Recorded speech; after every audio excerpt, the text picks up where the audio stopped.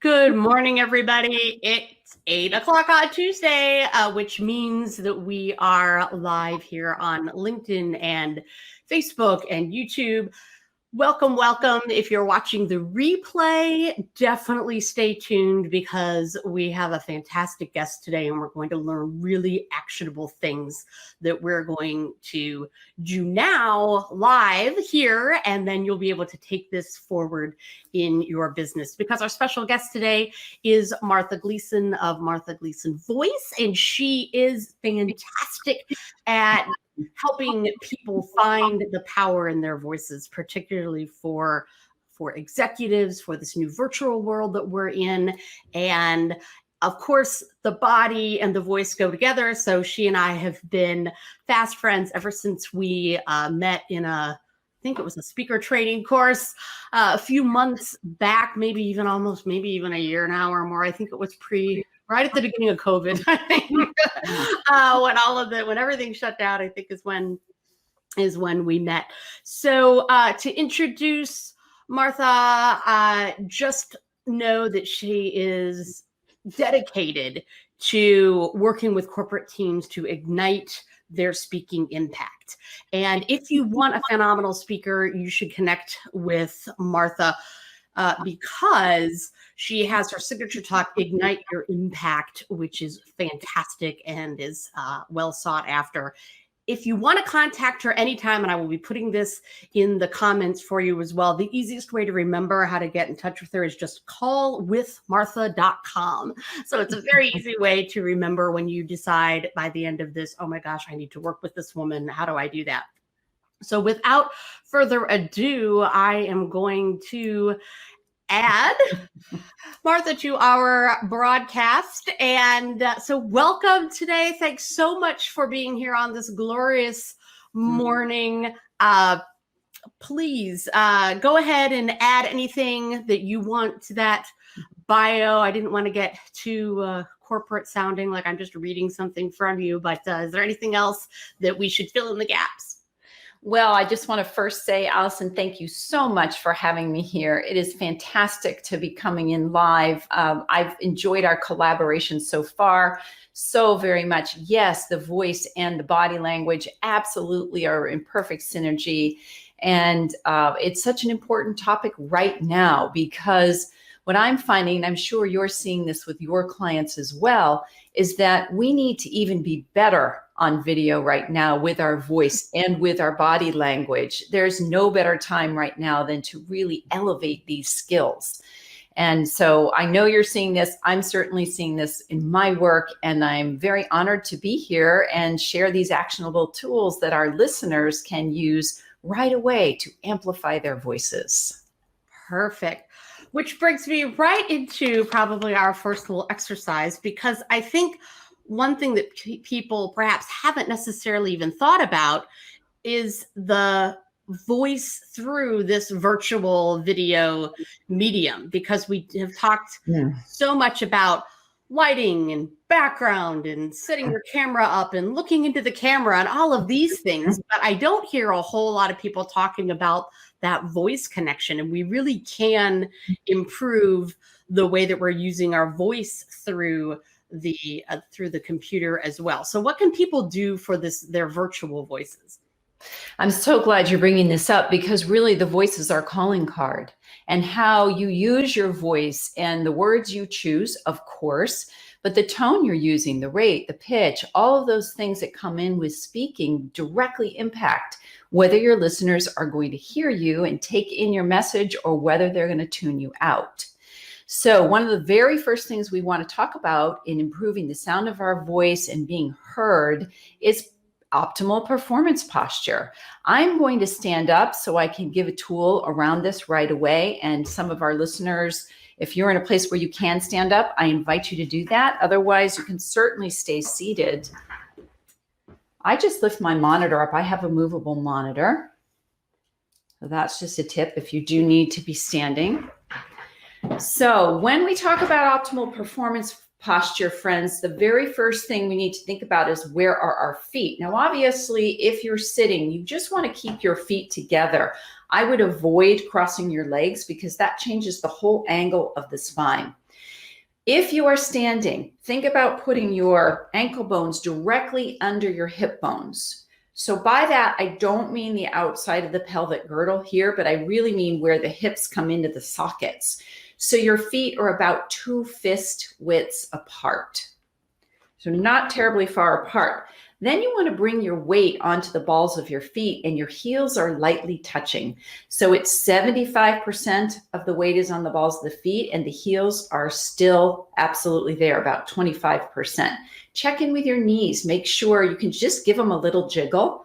Make sure that they're not locked, because if you're locking your knees and you're standing and presenting, you can really be set up for a vasovagal reaction and you can actually faint. So make sure your knees are not locked. Then you want to check in with your shoulders, and this will apply if you're seated as well. Check in to make sure your shoulders are over your hips. We really don't want to throw our shoulders back, sort of military style here with the chest up. We really want them more anchored a la Pilates right over your hips. And the rib cage is down and flat. Also make sure you're not rolling your shoulders forward, that you're slouching. What that can do is it will pop your chin forward. That changes the whole position of your voice box and is not great. So again, shoulders right over the hips. Then I'm going to invite you to take your hands and put them behind your head. And Allison's doing such a great job demonstrating this with me here. Just push your head directly back into your hands. That looks great. Make sure you don't elevate the chin. A lot of people will do that when they push their head back. You want the chin parallel to the ground. You'll feel the back of your neck muscles turn on a little bit. Those are your neck stabilizers. Notice how your ears are back over your shoulders. Leave your head in that position and let's bring our hands down by the sides. This is what I call head and neck anchoring. This puts the voice box in the most stable position for speaking.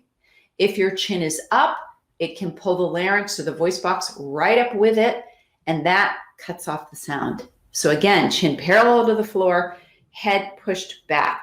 And then lastly, you can just stand really tall or sit really tall through the top of your head. And you can see what a commanding presence this creates. So I'm going to demonstrate this, friends. So if I'm slouching, I'm back on my heels, my shoulders are rolled forward, my head comes forward. This does not look as good as this. And this is where, Allison's, I'm sure, works a lot with this as well. But this also creates a more stable position for the voice. So now we'll all sit back down, those of us that are standing. So for those of you that feel like, or that don't have the standing desks or don't normally do your meetings with standing up, you might want to consider it, because we're going to continue to do virtual, and having the option to stand always gives you more presence. But the posture that Martha was just demonstrating is the same type of posture that I'm always talking about when it comes to that executive presence, because it is opening you up. I always say that you're opening up to receive. And you can respond then with better body language. The minute you're slouching down or whatever, like your body just doesn't, like your gestures just don't look as powerful.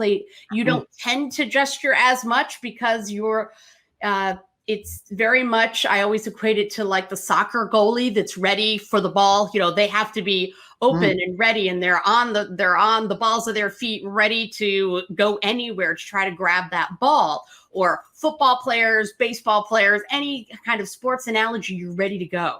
And that's what you really need for the body language piece. And then also real love, particularly the keeping the chin down, which is also why you need to make sure that you're looking at where your camera is, because there's a lot of people that I see, and I'm sure, Martha, you've seen this too. They have their cameras up and off, or maybe they are using a 2-monitor system. I see this a lot now, that people have gone to an extra monitor. And so their camera is over here, and maybe they're typing something and they're looking at this one, and then they come over here to look at whoever it is that they're talking to. And then immediately they're raising their chin up because the camera that they're looking into is above them. So really look at where your camera is so that you can keep this alignment and make sure that everything is optimal. That's really what we're talking about. We're talking about creating an optimal environment for your body and voice to work together as powerfully as they can. And for virtual, that's so important. One of the things that people had been asking me, and it's kind of funny, it's kind of come back. I don't know whether you're noticing this, but right away at the very beginning of the pandemic, April, May, June, when my TED Talk came out on virtual communication, everybody was clamoring to help their teams. And then it sort of waned a little bit, like, oh, maybe this won't last very long, or I guess what we're doing is okay. Right. And now I'm starting to get calls again because people are realizing that this isn't going away and maybe we really should be looking at it, or they're noticing that their sales hadn't been quite as good maybe as they expected it to be, and they're thinking, maybe we need to up our game when it comes to virtual. So what do you see that people need help with when it comes to virtual that maybe they hadn't even thought about? That's a fantastic question. I mean, there's so many areas. And in fact, I'm working with the sales team right now because exactly what you said, I'm so glad you brought that up, Allison, that those sales are not where they want them to be. One thing I see is that clients, and this is the trend for 2021, based on some market research, the trend for client connection right now is that people, because of what we've been through with the pandemic, clients, customers, colleagues, they are craving a deep personal connection. And the way to do that is to show up on video. So you can get a lot more out of, say, sending a video email, which I'm working with right now with the sales team, learning how to send video emails. That creates the client trust and connection because they can see your eyes and they can hear your voice. And so this is a way for us to show up for our clients that's much more powerful than just a texting message. So really upping your video email game is a great skill set to have. And that would come back to a lot of the things that Allison teaches with what she was just talking about, fantastic posture, and then how to find your video voice. One thing I think is very important, and the tool that I'd like to give you that you can start using right away, is the power of articulation. In America, especially, we are very lazy articulators. We will say, what's up? And we mumble a lot. We sort of talk like this, and we talk really fast, and we just sort of let the words flow off. Blah, blah, blah, blah, blah, blah. And that does not create personal trust and connection. If you really want to connect deeply with your audience, you need to make sure they hear what you're saying. And so you've got to use strong articulation. So this is a favorite tool, and it's very simple. But first I'm going to ask, and I know Allison knows the answer to this question, how do we articulate? How do we pronounce the words? And this is funny. This is a question that stumps people all the time because they don't realize that we would only be speaking in vowels if we didn't have the ability to use our lips, our teeth, and the tip of the tongue. Those are the articulators that make consonants. And it's consonants that makes one word different from a different word. And in English, as you say, we are very lazy speakers. And I'm always telling people too, the English language, the important words, the qualifiers are at the end of the sentence. So I'm sure you do a lot of this too with keeping the energy and the breath to the end. Yes. That we tend to drop off, or I find personally, if I feel all of a sudden I get that feeling that I've been speaking too long or too much, and then I just let it go because I'm like, nobody cares, nobody's listening to me. And so you tend to, I've been fighting that for years, just kind of letting myself trail off and fighting that urge when you feel like you're losing your audience, which is another whole thing that we may or may not talk about. So what's the articulation we should be doing to warm up our voices? So one of my favorites, there are many we could do, but one of my favorites is to simply say the tip of the tongue and the teeth and the lips. And you want to exaggerate the lip positions. Oftentimes, if you can feel as if someone is reading your lips. That's really helpful. This is going to feel awkward. It's going to feel like you're moving your mouth more than you're used to doing. So let's just practice that together. The tip of the tongue and the lips. And really hit lips. Yes, the tip of the tongue and the teeth and the lips. And the tip of the tongue and the teeth and the lips. And the tip of the tongue and the teeth and the lips, and the tip of the tongue and the teeth and the lips. So you can just speed that up as you get more facile with it. And you can just do that walking around the house. Because again, we are not used to, as Americans particularly, we're not used to moving our mouths, nor do the Brits so much. The Italians, who are master singers, and masters at expressing themselves, they move their mouths like crazy. And I will tell people to chew, or at least with the little kids, when I used to teach drama class to my little kids, and we would do warm-ups they would bring in tongue twisters, and they would share tongue twisters, and we would do all of those sorts of things. And I would always tell them to chew their words. That was my clue to them. If I could hear them, but I couldn't understand them. That's the big difference, right? You may feel, and that may be happening to some of the people that are listening today, is you feel like there are some people on your team that it's like, I hear them, but why can't I understand them? Because they're not using their articulators. And once you put those masks on, when you get back to the office, that's going to double and triple the importance of your projection, the volume that you're using, and those articulators, because this is going to be the new normal when we get back to the office and we're in enclosed spaces. If the CDC says you don't have to wear a mask outside today, if you're vaccinated, that's fine. But most of our offices tend to be inside. So unless you're moving all of your meetings onto the veranda, you're going to need to use those articulators even more when you're in group settings back in the office, because I think that's going to be a whole, that's a whole new thing, which was supposed to be our next topic. Wow, I did that pretty well, and I wasn't even planning. We were going to talk about re-entry, what I've been calling re-entry to the office.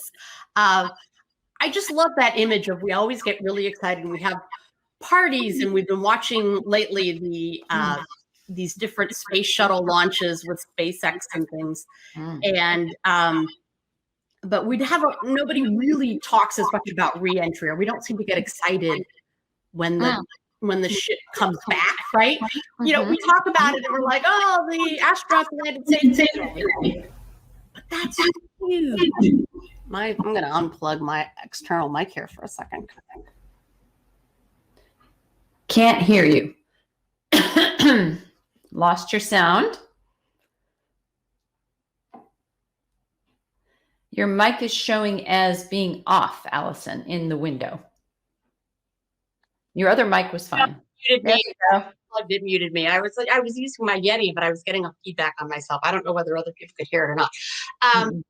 But the idea of re-entry, everything turns hot and everything's shaking, and it's like kind of this scary thing. I feel like there's a bit of anxiety and apprehension with returning to the office that we are getting ready for. And on Thursday, if anybody wants the link to a webinar that I'm doing at noon Central, talking with people about re-entry, and just, I plan on it being more of a discussion than necessarily a webinar per se.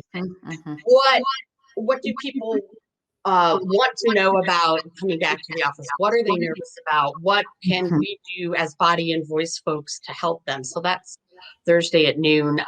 Message me in here and I'll put the link in.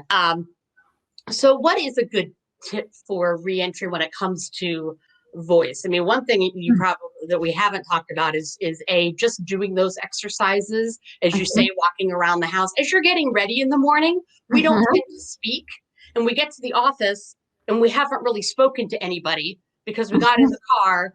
And if you don't have to yell at your kids to get up, or if you haven't been speaking, our voices aren't warmed up to have that first meeting of the day. So if you go in and you have an 8 a.m. meeting or something, do the lips, teeth, tip of the tongue exercise before you go into that meeting so that your articulators are awake, because otherwise halfway through the meeting, suddenly you start to sound good.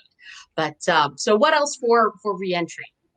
Yeah, I think that's a really great point, Allison. I'm glad you're bringing this up because reentry is going to bring about a whole set of other challenges that we haven't been facing while we're working from home.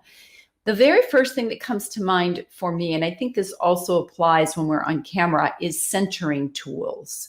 It is very important for us to be centered in ourselves. In fact, I often say it is the most important thing in finding your voice and in presenting with power and igniting your impact. You have to first be centered within your own self. People have been traumatized. There is no doubt about it. They have been overworked. Many people have relocated or lost jobs. They've had massive upheaval. The world has had massive upheaval.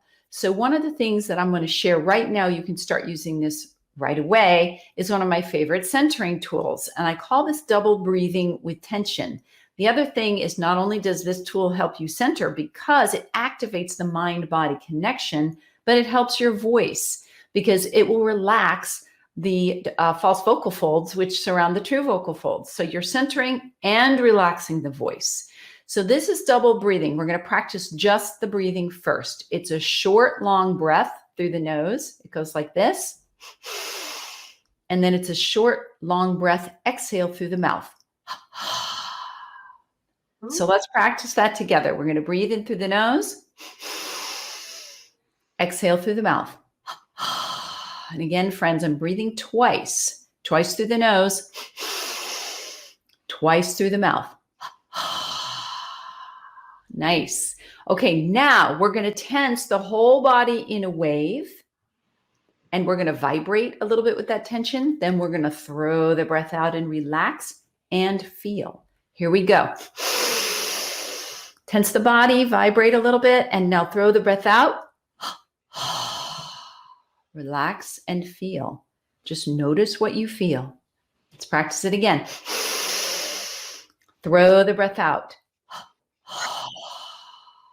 That looks great. Okay, we're going to do it one more time. I like to do this in rounds of threes. Here we go. Throw the breath out. And just notice what you feel. You might feel more open in the throat. You might feel more calm and centered because the breath directly impacts our emotional state. You might notice if you're feeling anxious that the breath is coming a little quicker. So the opposite, the beautiful thing is that the opposite is true. If you take control of the breath, you can control and calm down your own emotional state. You can reboot your own central nervous system. One of the things that one of my other early guests that I had on, Kristen Lamar, who does, she's an intuitive success advisor. And one of the things that she does with teams is center the room before the meeting. Same way, taking breaths together. So this would be a great thing to add to that. So get the entire team used to taking this collective breath. You can do it yourself before you enter the meeting, or particularly like right when you're in the threshold, moving from one space to another. Just take a second and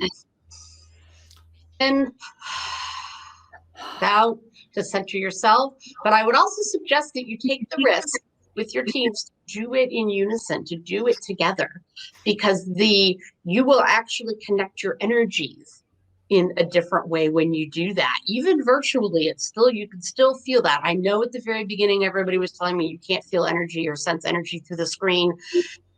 And I really have to say that I don't think that's true. I think you just have to up your energy a little bit so other people can feel it.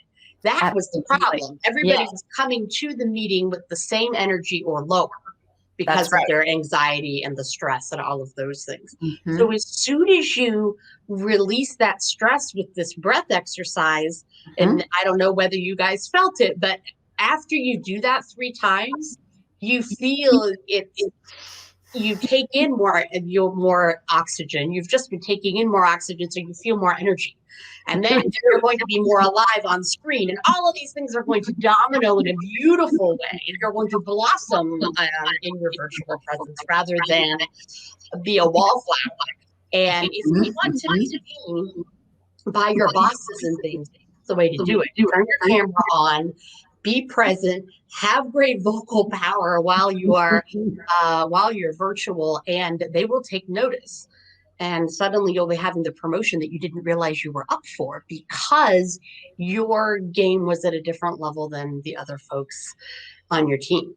That is really, really important to talk about. And I'm so glad you said that, Allison, because it is our level of energy. I will also say our own level of consciousness.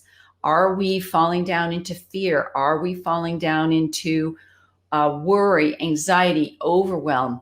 Or are we centered and calm? Is our consciousness elevated? Is our energy elevated? That shows up on camera and it shows up in person. And it is the way to be considered for the next career advancement opportunity. Yep. Yeah. There are a lot of people that I feel like are being held back from their goals because they don't seem executive to the other executive levels. They're smart enough, they have the experience, but they just don't come across as executive. And so they're being passed over. And if you feel like that is something that's happening to you, then talk to the next review that you have, talk to your supervisor about receiving some coaching from people like myself and Martha to get you to that level, or do it. There are so many people that I'm like, you know what, just take that investment in yourself and then you'll get that next, it will come back to you because you will get that promotion and it'll pay for itself basically. There are certainly ways to handle that. So do you work with people one-on-one as well? Like if they were curious and they're out there and they're an entrepreneur, or they're like, my company will never pay for it, but I want to buy this for myself. What do? They just connect at callmartha.com and callwithmartha.com, right? Yeah. Callwithmartha.com. Absolutely. I do work with individuals. It's a great joy because that is, we can do this work for teams, and I certainly do, but I love connecting one-on-one with people and helping them, as Allison says so beautifully, to really up-level your image and your visibility to show up in your authentic self. That's what we're really talking about. And I think a lot of us, particularly women, I'll say, have a hard time bringing their full confidence to the table. They are as smart, they are as skilled, they are as capable, but we oftentimes fall into those more supportive roles and we're just a little bit afraid to shine. And we do need coaching. Allison's had coaching. We've been in a coaching platform together. I've had a lifetime of coaching as a professionally trained performer. You have to be coached to really know how to show up in your power. Right? You just don't hear yourself the same. I mean, physically, literally, you don't hear yourself the same as others do, which is why you hate to record yourself and then listen to it. So many people, the same thing where you don't know what you do subconsciously, physically, because it's subconscious and you don't realize some of the little things that you do until somebody can observe you and tell you what it is that you're doing and help you to either correct, or most of the time it's enhancing. I'm sure you find that the same thing where a lot of people come to you and say, well, can you fix this? And I'm like, let's not talk about fixing it. Let's talk about enhancing what it is that you're doing. Yeah, because we want to build on what our clients are already doing well. Right. And that's why it's so important to come from the place of your own authenticity. What are your strengths? What are your voice strengths? I have a whole system of voice strengths that I work with people so that they can show up speaking the way that they naturally can do with power, not trying to sound like someone else. And it's not just for the public speakers or the presenters and things. No. It's not, it really is for everyone, because I think that's another place where people get into like false mindsets about what it is that we do. Is they think, well, it's really for the presenters, or when I get asked to speak somewhere, then it's too late because you already have so many things to worry about, and you're trying to remember your speech, or you're worried about the tech because you added slides to the presentation, or they asked for them, they required you to have a deck, and so now you're worried about the technology things that are going on, and whether the mic, and can you walk in your shoes. I mean, there are just so many other things going on that if you try to have a session right before kind of thing, just to fix a few, tweak a few things, that's really kind of too late. So I encourage everybody to connect with Martha ahead of time, like right now, for instance, particularly if you haven't gone back to the office yet. I think this is the absolute golden opportunity time right now, because businesses are trying to figure out when that going back to the office is going to happen. And I hear more and more about sort of a summertime launch, by August or by September, we plan to have the majority of the office back. So this is a great time to be working on your presence and on your vocal power, because you can practice it through the screen, where maybe you don't feel quite as intimidated or nervous or things as presenting in front of real live human beings. And then when you go back to the office and people are like, wow, like, it's going to be one of those things where they can't quite put their finger on it. They're going to think you've lost weight, or they're going to think you have a new wardrobe. Right? I love that. Something's like, Something's different about her. Really stepped up. What's different about you? You can kind of have this little secret that you've improved your vocal power, and you will be really surprised at how people react to you differently, what they remember, how they engage with you. They will probably speak up.